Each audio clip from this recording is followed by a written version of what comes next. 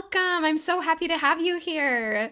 Hey Carly, I am so honored to be here and hang out with you. Well, it's so fun for me to get to visit with members and hear a little bit more about your passions and why you do what you do and how you got introduced to TMO as well. It's just all a lot of really fun discussion.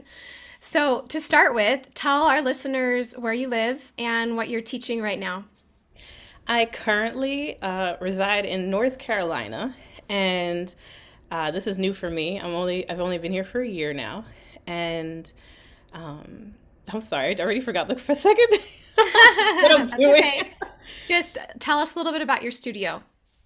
Oh, my studio currently, I teach majority online through a platform. And I also have students of my own through Dynamic Piano Studio, some of whom I've kept on since I moved from Miami, Florida, where I lived for 10 years. So that's why North Carolina is so new. Yeah, I was in Miami, Florida, and I taught middle high in a brick and mortar school where I taught group piano. And I decided to, yeah, transition. And now I'm here in North Carolina and loving it, truly Do loving you it. like living there? I've spent a little bit of time in Asheville, but that's it. Well, my goal is to get to Asheville, but I grew up in New York, and I feel like I had been in Florida for what, 16 years, I think. And at this point, like, I always felt this urge for the seasons again. So just the ability to experience fall and winter and Yes. different wardrobes is always fun. So, yeah. That sounds like me. I grew up in Arizona and it was either just like hot or a little bit cold. Right, right. There's no in between. No variety. I waited for that 160-degree week that we used to have in Miami. I was like, yes. And then that was it. Then it was back to 80 degrees every day. So, yeah. Well, so as we've chatted a little bit about some things that you love to do and as a teacher, some of your passions, something you mentioned is that it's your passion to take students off the bench and or beyond, I shouldn't say off the bench, but Right. beyond the bench and empower them to accomplish any dream that they have. And I think that's a really unique passion because you're not just thinking about the next song they're passing off or the next recital. Tell us what are those, tell us about that and what are some of the characteristics you hope to instill in your students? Well, I always felt like I fell into piano teaching, and for many years I fought it. I was like, why am I here? How did I end up teaching piano? I never, some people will say I always dreamt of this, I enjoyed it. That's just not my story. And it took me years to be okay with that and to recognize what my purpose and call was in the classroom. And I started to see, one day I remember standing in front of my class. This is when I was teaching middle high. And I said, guys, I'm not your piano teacher. Like, I'm here for so much more than that. And I hope you recognize that you're here for so much more than piano. Like, you learned so much beyond a song just by learning a song. Like, there's so much to it, which we know as educators that what it takes to actually learn a piece from start to finish, what it takes to even show up to a lesson, and then moving forward to what it takes to be part of a recital. Like, there's so much that's being learned in the process. And so I always like to stop with my students and recognize the hurdles they're crossing in the process of learning. I'm very much about like brain-based learning. I'm still learning about a lot of that, but I know you said the characteristics, and so I'll circle back around to that. And the first one is definitely confidence, and I started to share with students that it said that whenever you conquer something you never thought possible, that's where your confidence grows. And so when I would have these high schoolers enter into my classroom, they'd be like, I didn't sign up for this. And I'd be like, great, welcome. I'm so glad you're here because you're going to learn something you never imagined possible. And they would leave and they'd be like, Miss, I never thought I could do this. Like, just them experiencing that, I saw them walk taller. I saw them come in and like sit at the piano and make it their own. And now, as I teach this younger group online, it's able to do the same thing. Some of them sign up, they're like, I just want to learn how to play. But when we start getting from the black keys to the white keys, from songs they've never heard of to, I know this one, oh to joy, merrily, like it lights them up inside. And confidence isn't something that just stays in music. It's something that far surpasses that. They can take that into school. They can take that, later on for my high schoolers into interviews and jobs and say, I already did something that I never thought I could do. So that's like the number one characteristic that I love about teaching piano. The second one, I have three. So the second one is discipline. I think as adults, we understand that motivation lasts for a moment, but after that, you have to have discipline for it, right? And I think you actually mentioned that in one of your trainings, Carly, in TMO. Like it goes way beyond like, oh, I signed up for this, or I just want to be part of this. But then it takes, how am I going to schedule this into my calendar, and how am I going to do that? Now, as students, I translate that into, you chose this song. You saw it get a little bit hard. Are you going to continue it from the beginning to the end, or are you going to stop because it got a little bit hard, right? So, how are you going to overcome, right? That's another part, is overcomers. They become overcomers through piano, but that's another thing. But the discipline to actually finish what you start, what you say you're going to do. And I think that's huge, and something they could apply, again, not just to piano, but also to life. Like, I signed up for karate. I want to quit now, but let me continue, because let me at least get my yellow belt, like setting these small goals become part of their discipline as well. And that's something that we do within my courses. Like, I say, all right, what's our goal? Our goal was to go from this book to the page 30. You're going to get halfway there by December. That's the goal that I want you to set. And yeah, that's pretty much, like, any musician can agree. If we it takes discipline to do the instrument, but then we're able to do that in life and friendship and eating and finances. Like, it can overflow. That's a characteristic that's developed. And the last one might not necessarily be a characteristic, but a sense of belonging is really important to me, especially in this day and age. It's life is hard, I think, for this generation. Life follows them home. Like, if they don't feel like they belong in school, it's like they still see it online and things like that. And I guess I want to develop within them that they are enough with who they are, that there is a group of people that will love and honor them for what they love and appreciate, like music. That it, especially, if you've ever taught in the high school level or middle school, like the arts are, it's clique of its own, right? Like, they stick together. Yeah. And so even online, when I'm teaching online, I'm really intentional with those students, because I teach groups, and if somebody doesn't show up, it's easy to just be like, all right, they'll be back whenever they come back. They already paid for the class. But, I always reach out and say, hey, just checking in, making sure everything's all right with you guys. And you'd be amazed at, like, the messages that I get back from people with what people are going through. People are always going through something. And they so appreciate that their child is cared for in that way. Like, belonging doesn't just count for the student, it's for the parent too.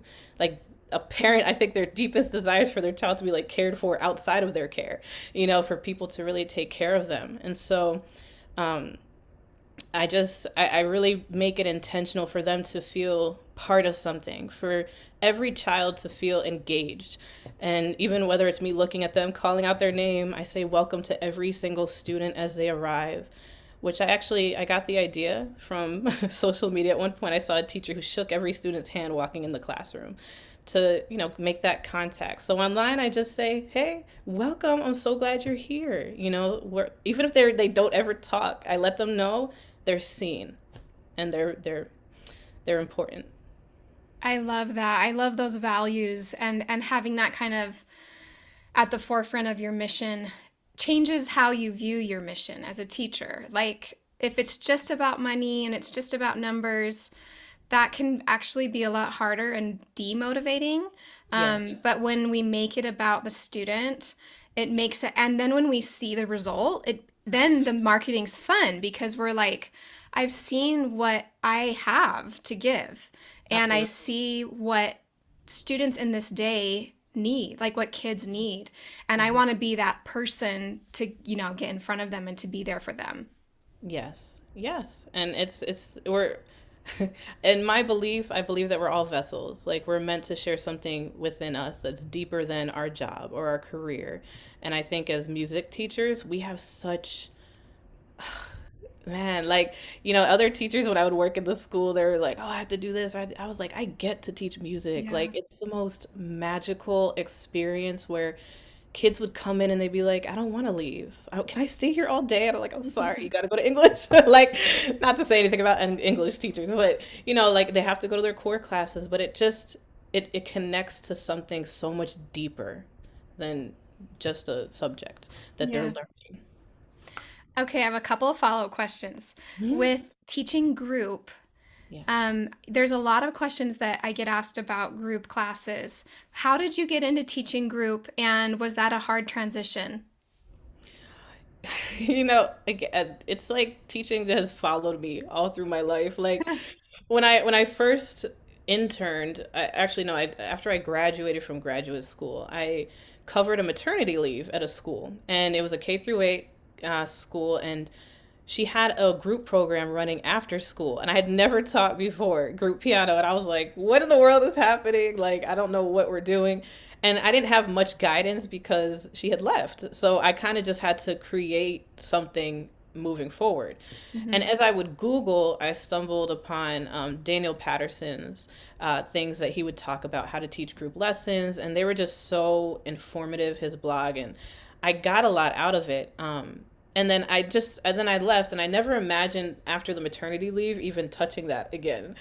And then and then I applied for a position. I just applied to a company, and one of their schools called me back, and they said, "Hey, could you come in for an interview?" And I was like, "Sure." "What is it for?" And they were like, "I'm not sure. I'm new here." Like the secretary was new.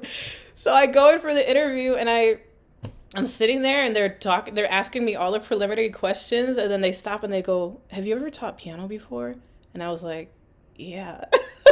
Like that was my thing. That's what I've been doing for years. I had just gone to grad school for They're elementary like, oh, music. good. And I was like, "Yes." It was so I think it was destined and timely, I believe. And they yeah, and I said, "Yeah." They're like, "Great. This is for a full-time group piano class." I was like, "What?" Like So cool. I'd never heard of that. It Yeah. wasn't offered at a lot. It's not even offered right now at a lot of schools. So, yeah, that's how I got into group piano. And I had the woman, thankfully, she was amazing. She was there for 2 weeks before I took over, which it could have its good and bad, like because I got to see the Yeah. transition and the kids are upset, but at the same time, she was so wonderful as to share how she ran things. And she had done it, I think, for 6 years at that point. So she had kind of developed her own thing along the way. And she set me up for success before she left on how she ran it. And then I was there for 8 years, and I developed my own thing there as well. And it changed every couple years, really for my sanity and for the kids. Like you have those Yeah. kids that cross over and they're in your class 2 years in a row. And um but yeah, So I learned a did you lot. take the curriculum you kind of did there and implement that online? I'm sure it's morphed and changed because online is obviously different and you're probably working with younger students online as well. Yes, it's at the beginning in high school, I really just created my own thing. Like I would pick and choose songs that I could find for them that I knew would relate to them. And then as they went up in levels, I offered them to bring in their own pieces that they wanted to play. And that would be like their project. But then Mhm. we'd still work on group songs just to implement standard foundational concepts for them. So we'd all play like two songs at the beginning of class, and then I say, "All right, now it's your solo practice time." And they'd take out their solo songs and they would just, play away on their pieces that they chose, which was really cool. Now that I'm teaching the younger group, I stick to one method, and I teach that method, which, some say, some are for it, some are against it. I totally understand. But I teach them all the same, and we move like a school would from one grade to the next all together. Um, I've also done it on my own in my own studio with group when I was in person, where I would teach differentiated, like, you're all doing your own thing, which was also really nice. Like everybody's working on their own book, their own song. But I've honestly loved every different aspect and just made it my own. Like Yeah. sometimes I'm concerned with the younger ones when there's like for instance, in the online one, I've had kids where I'm like, you're clearly you're 10 pages ahead. And the parents Yeah. are like, they don't want to leave though. They love the group. Like they want to be it goes back to they just want to be part of something. They're like they just love being there and they love hearing their classmates, even if they're ahead of them. And Yeah. hey, we'll stay in the group and then we'll also take some private classes so that they can it's been amazing. It's just that's how they That's it is. really cool. That's really cool to have found something that's working, and there's never like any reason to not adapt as well. Like you can always adapt and change and try new things, and that's the best part of being your own studio owner is you're not Yep. required to do anything really. You get to Absolutely. choose. Yeah. So I you love just that. pivot to what works best for that Yeah. season. And I think, you know, sometimes there's a lot of fear associated to that. People don't want to change because of what people might think. But when you lead with confidence in your business, Yeah. people will follow. Like you are the trusted musician in this picture. You know, like if you're the piano, they're gonna trust you. But if you're always looking for their confirmation, they're looking for you to lead. So I think that's where I've also grown and learned a lot. Like when I established the expectation, and I think the most important part though is communication. Like communicating with the families and being in consistent communication, Mm, not just every once in a while, but they also want to know what's going on, even if they don't reach out to you. They're probably having conversations at home that's like, what's yeah. going on? How's your lesson? And then the kids, you know, their answers can be quite entertaining at times. So it's best that you communicate before that. So I agree. I think I mentioned this in the course, but if you have to wait for them to reach out to you, then you've waited too long. Like too late. Too you're too late. late. Yeah, you're too late because they tend to only reach out when there's an issue versus, Correct. other reasons. Correct. And that's not fun. I know. Well, I'd love to rewind back a little bit. You've been a TMO member now for a while, and Yeah. I want to know how you found us and what made you decide to join if you can think back to that point when you were pre-TMO community member. Well, I've been an avid podcast listener for some time. I just find there's so many gems on there. And there was a podcast I had been listening to prior to yours, and they took a sabbatical, like they took a break. And so I kept going on to find new episodes, and I was like, "Where's the podcast?" Like I couldn't find new episodes, so I was like, "All right, let's go to the search." And I started searching up piano, and honestly, yours caught my eye. And then I listened to the first episode, which I believe was your time management one, which is still my favorite part of your your your teaching is how to manage your time in blocks and how to schedule that out by month. And I was like, I'm sticking to it. I just loved your communication style and how you're very organized, and you had so many gems of how you have been a successful online teacher. And I was like, oh, when people are like that, I'm like, if Carly could do it, I could do it. I think I could Yes. do it. So that's how I felt after listening. And so, and then you mentioned TMO on the podcast, Mhm. and I always search up stuff after. I'm like, ooh, let me see what TMO is. It sounds like something I could do. And yeah, I joined on in, and it's been such a beautiful experience, such a beautiful community that you've led in within there. And so I'm just so honored to be part. Oh, well, you're a big part of that community, and I was just realizing it's been 3 years since we've started. Wow. And it's amazing to me. Like 2019, fall of 2019, I started that membership and 6 months before COVID. And we probably had 45 teachers in there initially, and they were all prepped for that transition during COVID, and they couldn't believe it. They were like, how did this even happen? Like, Hmm. I randomly joined this, membership thinking it would be nice to know, some of these skills, and then they actually really needed them. Talk about timing. That right there. I I know. That's It wasn't, it incredible. was meant to be. Yeah, I always say it was not a coincidence that I No, felt prompted to absolutely. start that. I'd love to hear what, every member is different and has different struggles and challenges in their business. Have there been any specific lessons or modules that you feel like you mentioned time management, any others that have been a big impact in your business? Definitely the marketing. I just love that you give templates and how to word things when it comes to marketing to Facebook groups and things of that nature.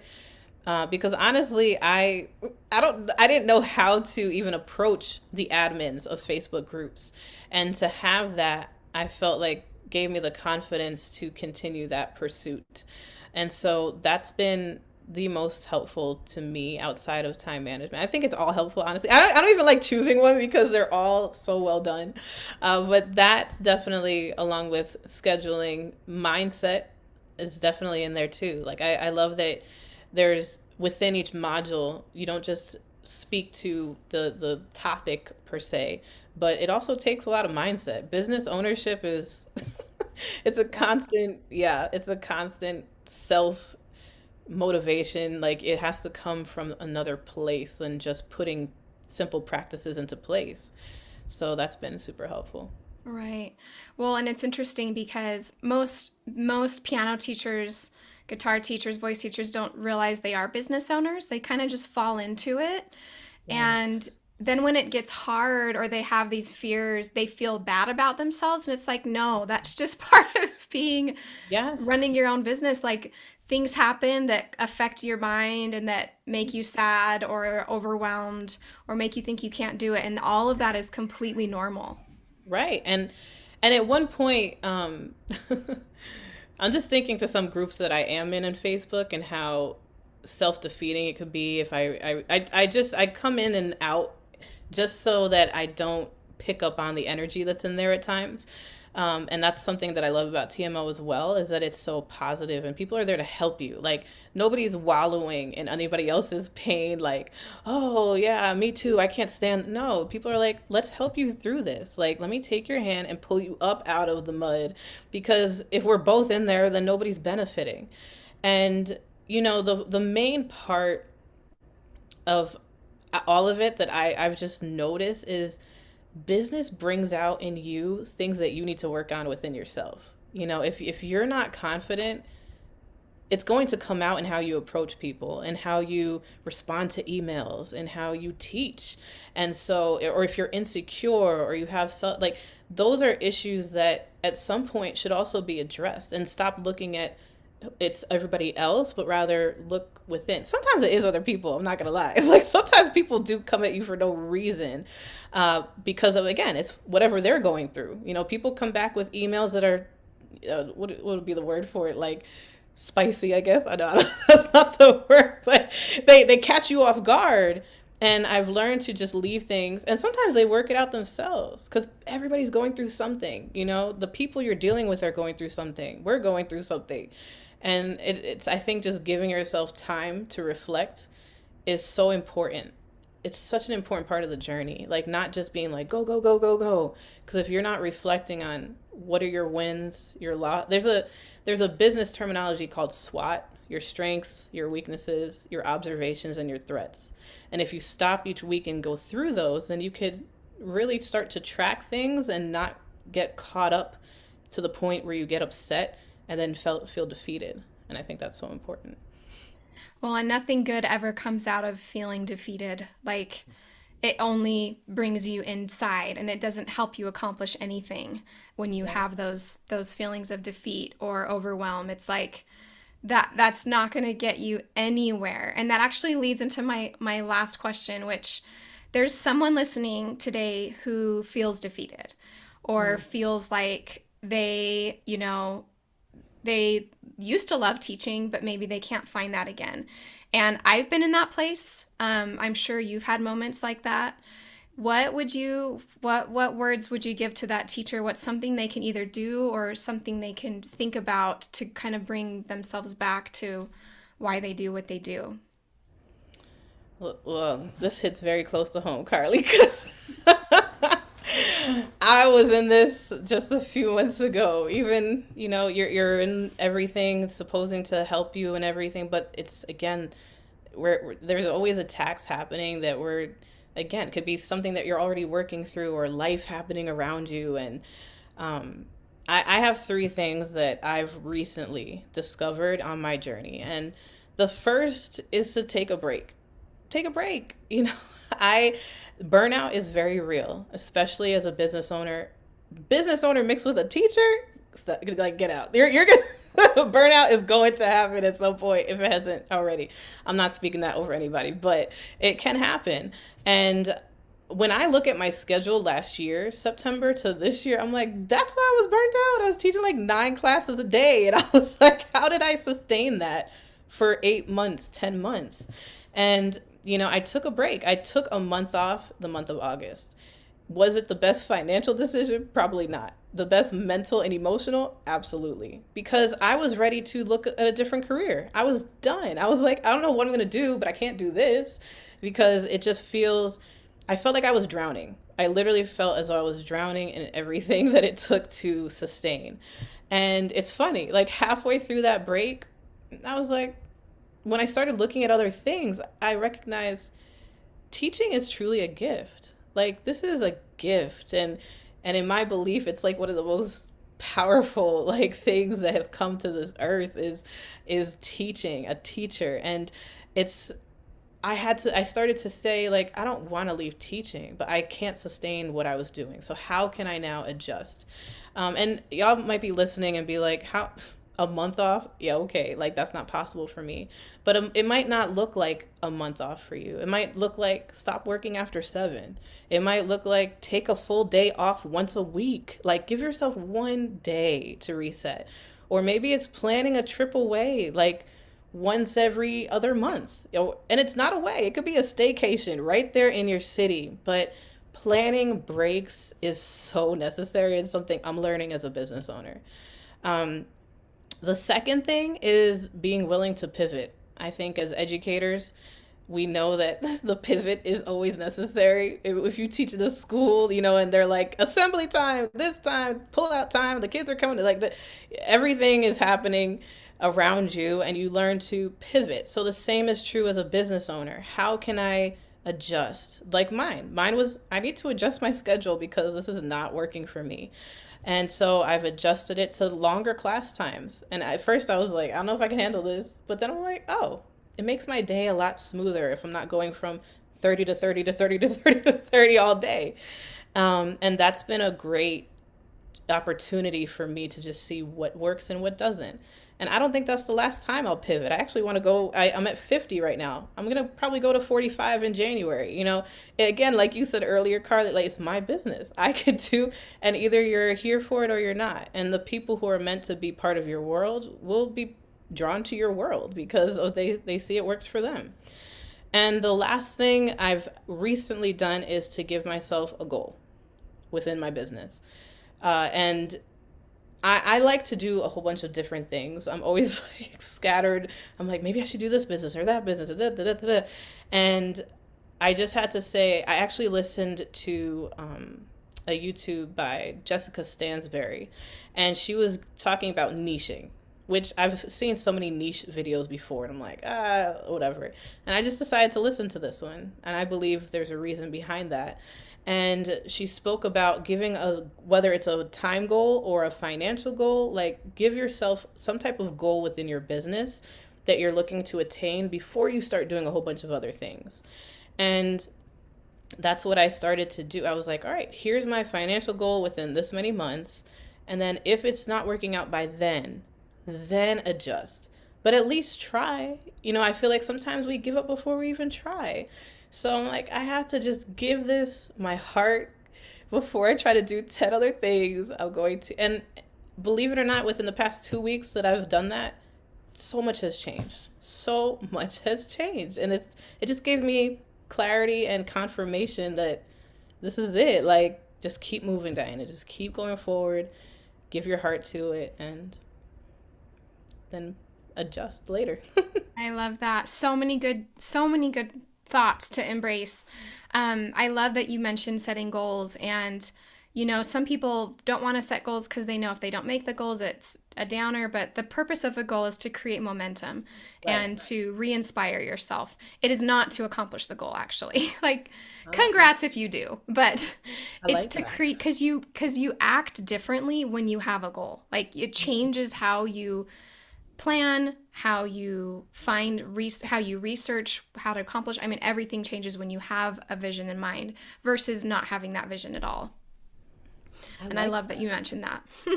that is awesome. I like that, Carly. I haven't heard that before, but it's so true. We all get like, I mean, me, I'm always thinking about weight loss and like all that. And I've recently come out of that and been like, it's all about the lifestyle, which is true.